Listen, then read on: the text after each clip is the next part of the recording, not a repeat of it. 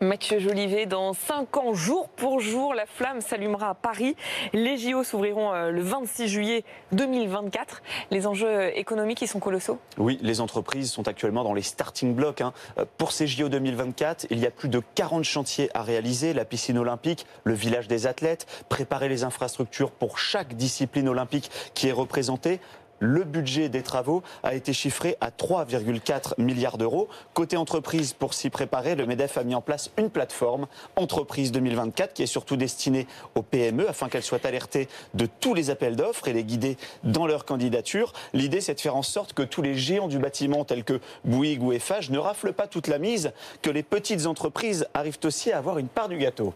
Est-ce qu'on sait déjà quelles pourraient être les retombées économique? Oui, une étude, les chiffres entre 5 à 10 milliards d'euros pour l'économie française, mais surtout cet événement pourrait générer 150 000 emplois. C'est un vrai défi car on sait qu'une des difficultés de notre marché du travail, c'est que les employeurs actuellement ne trouvent pas forcément les compétences dont ils ont besoin. C'est pour ça qu'au ministère du Travail, ils sont sur le pont par rapport à ces JO. Ils misent sur des formations autour de la sécurité, de l'événementiel afin de répondre aux besoins de l'événement. Autre problématique, c'est la construction du Grand Paris Express, vous savez, ce futur métro de la grande couronne parisienne qui mobilise déjà beaucoup de monde. Gare donc à la pénurie de main-d'œuvre pour ces chantiers du JO. La question qui fâche, ces JO risquent-ils de laisser une facture phénoménale à la France et donc aux Français? Cette question, elle est légitime car les précédents JO de Sotchi à Athènes ont vu leur coût exploser, des dizaines de milliards d'euros de dérapage budgétaire, des dettes que les citoyens ont dû éponger via des taxes qu'ils ont supportées. Mais cette fois, ce sera différent, c'est ce qu'assurent les organisateurs de Paris 2024.